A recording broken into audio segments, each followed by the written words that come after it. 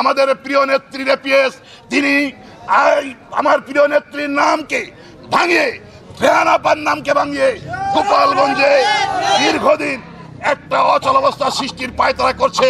প্রিয় নেত্রী আপনার শান্ত গোপালগঞ্জকে ওই লেকু গাজী অশান্ত করছে, অশান্ত করার পায়তারা চালাচ্ছে। অতি সত্বর ওকে আপনার ওইখান থেকে ধার ধাক্কা দিয়ে বের করে দেবেন। প্রশাসনেরই তো দায়িত্ব অস্ত্র মামলা, অস্ত্র উদ্ধার করা, অস্ত্রের যোগানদাতাদের চিহ্নিত করা, মদতদাতাদের চিহ্নিত করা। গাজী হাফিজুর রহমান লিকু যখন এই গোপালগঞ্জে যখন নির্বাচন প্রার্থীদের সাথে একত্রতা ঘোষণা করে বারবার নির্বাচনে অংশগ্রহণ করছে, তিনি একটা দায়িত্বশীল জায়গা থেকে এই সমস্ত কুকর্ম করে বেড়াচ্ছে। গোপালগঞ্জের আমাদের মাননীয় প্রধানমন্ত্রী, আমার প্রিয় নেত্রী, যার নেতৃত্বে আজ রাজনীতি করছি, যার আদর্শকে বুকে ধারণ করে সামনের পথ চলছি, আমাদের প্রিয় নেত্রী রেপিএস তিনি আমার প্রিয় নেত্রীর নামকে ভাঙিয়ে রেহানাপার নামকে ভাঙিয়ে গোপালগঞ্জে দীর্ঘদিন একটা অচল অবস্থা সৃষ্টির পায়তারা করছে, যেটা গোপালগঞ্জবাসীর জন্য লজ্জাস্কর, লজ্জাজনক।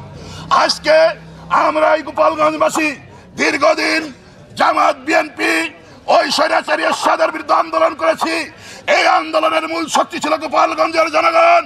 কিন্তু দুঃখের বিষয়, আজকে গোপালগঞ্জের স্থানীয় সরকার নির্বাচন নিয়ে যেসব কার্যকলাপ হচ্ছে, গোপালগঞ্জের মানুষের ভিতর যে হিংসা, গোপালগঞ্জের মানুষের ভিতর যে ক্ষোভ সৃষ্টি হচ্ছে, আগামী দিনে কোনদিন যদি আওয়ামী লীগ বিরোধী দলে যায়, সেদিন নিজের রাজনীতি করতে পারবো কি পারবো না জানি না, মানুষ সেদিন পাশে পাবো কি পাবো না জানি না।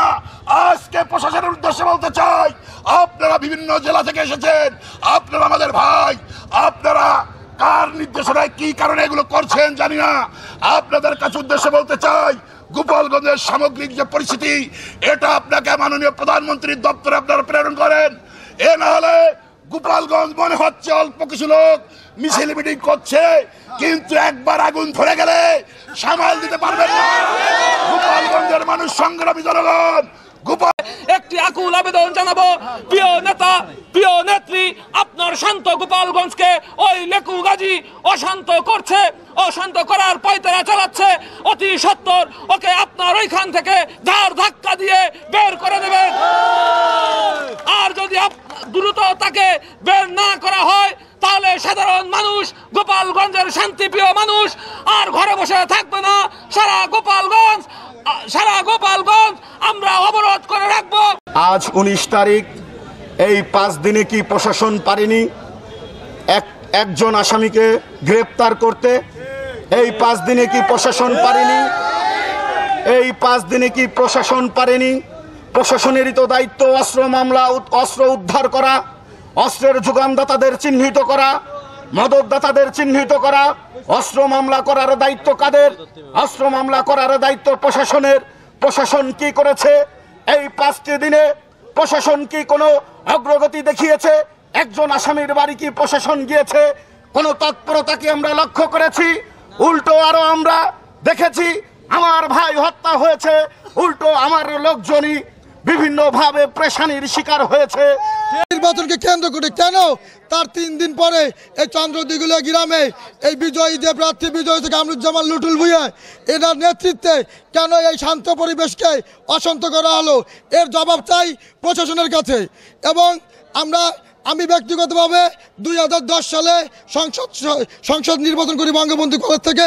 আজ 2024 সাল, এই 14 বছরে আমরা কোনোদিনও কোনো হত্যার আন্দোলনের বিচার চেয়ে কেউ কোনো মিছিল মিটিং করিনি। গোপালগঞ্জ ছিল শান্তিপ্রিয় গোপালগঞ্জ। আমরা বিভিন্ন স্বাধিকার আন্দোলনের জন্য মিছিল মিটিং করেছি। আজ এই শান্তিপ্রিয় গোপালগঞ্জে হত্যার দাবিতে আমাদের মিছিল মিটিং করতে হয়, এটা খুবই দুঃখজনক এবং খুবই কষ্টদায়ক। গত 8ই মে যে প্রহসনের নির্বাচন হয়েছিল এই গোপালগঞ্জে, আপনারা জানেন অস্ত্রের মুখে আমাদের ডিক্লারেশন ঘুরিয়ে দেওয়া হয়েছিল। আর এই ডিক্লারেশন ঘুরিয়ে দেওয়ার একমাত্র কারিগর হচ্ছে গাজী হাফিজুর রহমান লিকু। আপনারা জানেন গোপালগঞ্জ, সারা গোপালগঞ্জ শহরে আপনারা দেখেছেন কোনোদিন কোনো অস্ত্রের যোগান দেওয়া হয়নি, কোনোদিন কারো কাছে কোনো অস্ত্র শো করতে আমরা দেখিনি।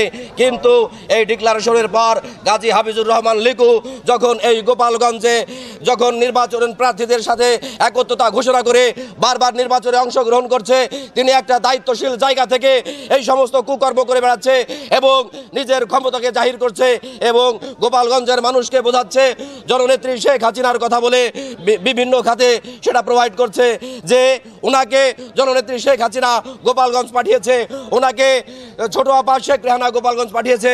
আসলে এই সত্যতা আপনারা উদ্ঘাটন করুন।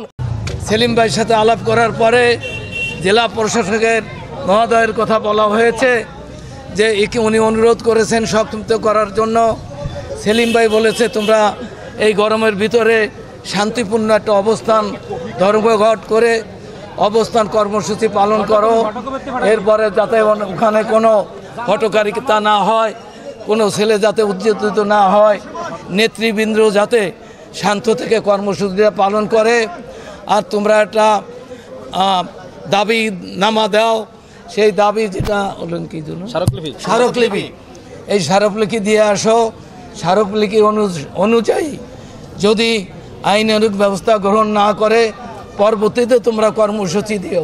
পরবর্তীতে স্মারকলিপির ব্যবস্থা না নিলে পরবর্তীতে আমরা কঠোর কর্মসূচি ঘোষণা করব।